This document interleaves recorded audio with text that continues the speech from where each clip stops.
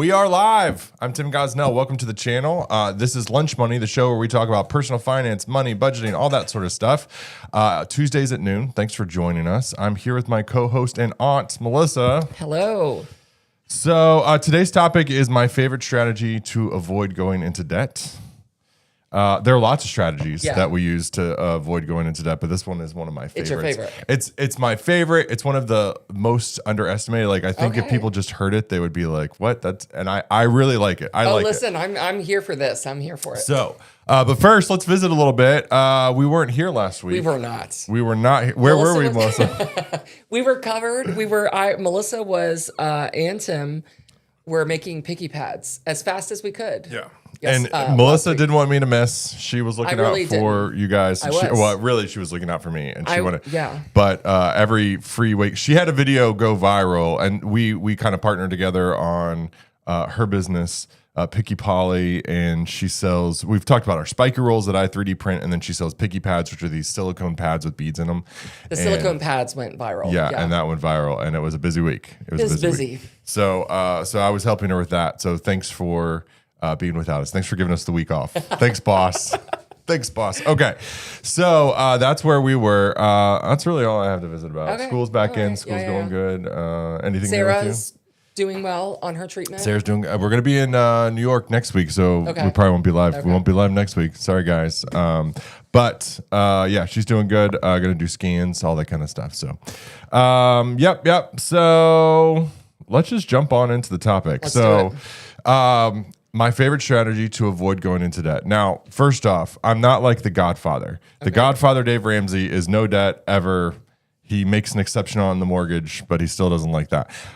I'm okay with debt for cars, student loans, houses. Those are the big ones that I'm like okay with. I still don't. You have rules around. I have rules. I want us to go into as little debt as possible. It's more of we go into debt for needs, and we still want to make that as low as possible. But I still don't love it. Right. First off, debt is a parasite. Like it sucks the life out of your paycheck. Boy, it does. And it sucks the life out of your life because that margin in your paycheck is margin in your life. That's margin in your time. That's margin in what you can do when you're not working. It's so much. And debt sucks that life out of your paycheck. So I want to preserve that paycheck as much as possible and keep the parasites at bay. So although I do allow it, if you're somebody who's up for it and wants to try to live debt-free from the get-go, the easiest way to get out of debt is to never get into debt. So that's number one. Number two is debt is assumed. Like that's one of my bigger problems with debt is with our culture. Yeah. Yeah. You probably could get around it in many cases, but because it's just assumed when you go to school, you go into debt. And then my philosophy on when we're looking at buying something with debt, we don't look at the price as much, and now we're looking at the features, which then causes the debt amount that we need to go up. And so it's just assumed. So let's not assume it. So this strategy is called let's take debt off the table. Okay. So whatever it is, again, even though I do have allowances for it, we just want to say, hey, we're going to take it off the table. Now, if you were looking to buy a TV with debt, I would say, please, let's do this anyway. If you're looking at going out to eat or going on a vacation on debt, I would want you to do it. But this is for more of those like need category, bigger purchases. I always go to car, school, like education, college, and mortgage for those bigger type things. Let's take debt off the table for that. And then we're going to run this exercise. And so we do a brainstorming exercise, and I'm going to actually pull it up, and we're going to do it together. I'm going to see if I might not have my pad. I had it all set up, and then we go live, and let's see if it's working. We were going to be able to see your it pad. is. Yeah, you're going to be able to see my pad. All right. I like it. Fancy. All right, so let's do the whole exercise together. And let's do it on a new car. So we're looking at getting a new car. Nope. I want my big fat marker. Let's see, this is the bad thing about doing this live. Okay. All right, new car. Don't worry about it. All right, so the first thing that I'm going to think is we can take public transportation. We could.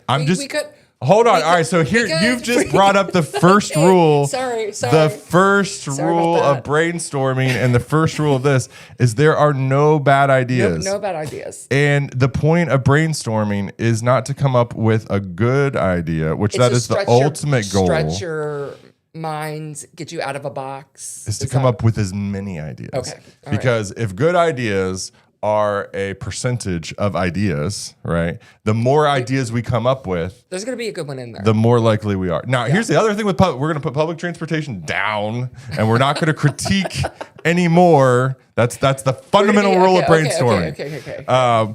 Is public transportation. Is the if you, depending on what city you live in, this is going to be a more reasonable option. Oh, this is true. Right. Yeah. So larger metro areas, this is going to be a much more reasonable option, and frankly, probably more convenient to 99% of the people than actually owning a car. But even in our situation, it is an option. It is an and if it's going $20,000, like, because a lot of people, when they're like, I'm going to buy a new car, it's a $20,000 car versus public transportation. I was like, let's consider it. Like, we need to consider it. You don't like it. We're going to consider You don't like it, but we're going to consider it. Then we also have hitching rides.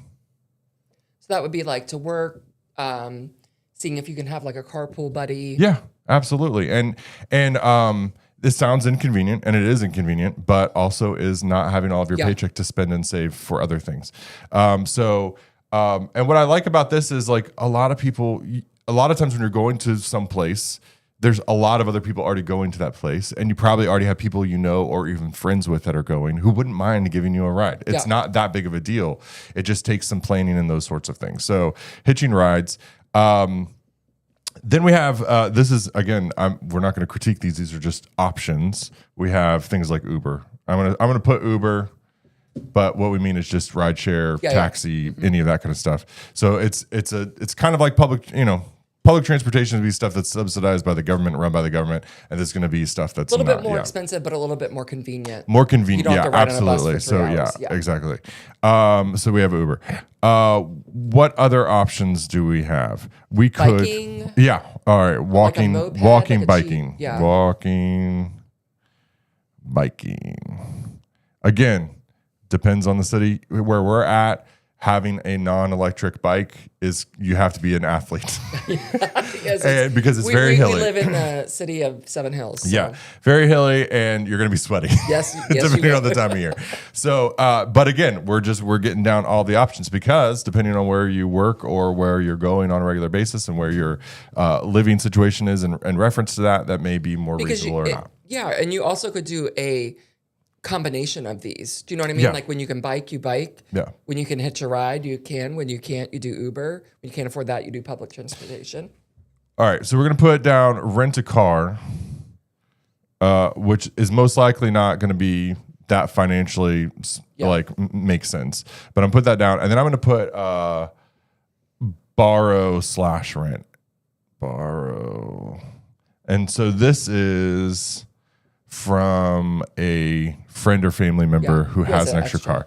And so you could ask around on social media, but I think the best thing to do would be identify, maybe you have a parent who has a car, an extra car that just sits in the driveway 99, if not more % of the time, and you could go to them. And here's how I typically approach these situations is I would never ask, can I use your car for free? Even if I know them really, really well. I would say, hey, I need a vehicle right now. I don't have something. You have this car that's here. Could I rent it from you? Like, what would you charge me? Like, are you open to that? If so, what would you charge me for a month? And then if they are interested in letting you use it for free, they will then offer, but then you start by asking for the rent. But this is the difference in rent is from going to Enterprise Rent a Car and renting a car versus borrow rent is going to be a friend or family member. Now, if you have an existing car, because a lot of times people are going to have a car and it's broken down, and they Can't fix it. It's not fixable. Yeah, whatever it is. So we're gonna put down fix current car or save up to fix current car. Yeah, and so the thing with this is a lot of people will be like, I need a new car because it needs big repairs in the future, right? So they're ready to buy a new car, but the car still Before it's currently works broken. before it's fully broken. And the other thing is sometimes there's like a partial fix or something that will fix it for the short term that's not super expensive. It's just not super reliable or convenient, but it may be better than taking public transportation. And so if you can buy you some time, and an example we used a while back, which is a great example, was my HVAC. The air conditioning at our house went out. They're saying it's going to go out. They did a temporary fix. Well, we are It's still a working. month in and it's still working. So And you're just going to ride that out for as long I as you don't can? know. But currently, yes. See, for my life, the things that get attention are the most urgent things. Yeah. And so it is And right now not it's very working. urgent while it's not working. And so when it stops, depending on what the weather is, depends on how urgent that is. So right now, it is not very urgent. And it is still working just fine. And it could work. I mean, we'll see. It could be 6 months. And that's the thing with these things is you have to remember, you know, there's two things. One, when you're working with a car repair person, they have two things. When you're working with a professional, they want to make the most safest and best recommendation to you. So they're not necessarily thinking about money, but they're thinking about like, if I tell them to do this halfway fix and then it breaks again, they're going to be coming back to me and being I'm not upset. happy. But number two, on some level, they're business and they're sales and they want to make money and they need to make money. And so, and that's not wrong, but you just have to filter the advice that they're giving you through the fact that they're a business and they're not an advisor. So fixing current car. And another thing to even keep in mind is, you know, sometimes you might be in the situation with the car specific. We're walking through all this with the car, but this would apply. We want to do similar things with everything. Same yeah, concept the with same whatever, principle. yeah. And but when you might be in the situation because you got into a car accident and the insurance company has totaled your car, the car may be totaled in order to fix everything. But to get it drivable, it may be a smaller amount, and then you could drive around with it not looking great, but it's still functional. And so that's another option that would be. So that's under fixed current car as well. Just because it's totaled to get it back cosmetically and functionally to where you need it to be. So your question then needs to be, what does it cost to get it back functionally? Now, the way they build cars these days, if the airbag deploys, a lot of times to fix that itself is very difficult. But if it's more cosmetic than it is functional, that is worth considering. It's worth investigating. So can you think of anything else, Missy? I cannot. All right. I think that's a solid list. I would spend a little bit more time than we're going to spend here thinking about this list. But then the next step that we need to do once we have our list is we need to start researching and then each item further, because I don't know. I've very rarely, if ever, used the public transportation in my city. I don't know what that process is like. Exactly. I'd want to know. I go, on Leesville Road twice a week. How far is it? Like, how long is it going to take? I might want to try it one time. Yeah. I want to see how much it's going to cost. I want to see what the process is like, because maybe the buses run on time. Maybe they don't run on time. Like, just see what the whole system is like. We need to research it. Hitching rides, we need to start by asking around, because hitching ride may not be an option if none of our friends are able or willing to give us a ride. But if they are, well, now we need to explore that one further. We need to price out Uber. We need to look at walking and biking, which you're probably going to have an idea of what that's going to be. We just need to investigate each one of these further. And then certain ones are going to start eliminating themselves. And then we make our decision. The big thing about this is what's not on here is taking out a loan. And when we take that off the table, it forces us to take more time to consider all these other options. And we might find out mom, dad, aunt, uncle, brother, sister has a vehicle and they'll let us borrow it. And they're like, oh yeah, I don't care. Use it for 6 months or whatever. That 6 months is time for you to put together a couple $1,000s to buy a car that works but is not pretty, and you can pay cash for it. So this is super important. I think this is undervalued. I think people, if you were to just tell them, oh, I'm going to spend time brainstorming what I can do to stay out of debt, it sounds like, well, you already know those options. But it's the intentionality and it's the time. It's taking real time to investigate each one and really say, hey, how can I make this work? And not discrediting it from the start and saying it won't work. The only option is to get a $20,000 car. You know what? I should have said I do have an idea, because I'd have thought about this. We know that my Mazda is like It Her is. Mazda's, it's rough. It's rough. But it's running. And I think It is running. here's where credit goes to you. I think most people would have already gotten a new car by now. Your It girl. sounds like she needs a new car. It looks like she like when you open the door, it overextends. It's rough. But all right, what were you Okay, gonna say? so my strategy is going to be none of those. Not get a new car, not hitch a ride, it's going to be stay in my home. What a perfect excuse. What a perfect excuse. Never go out. Sorry, I can't. From a social and mental health Hermit. perspective, I cannot recommend what Melissa. I do not endorse that. But anyway, that's all we got for you today. If you are looking to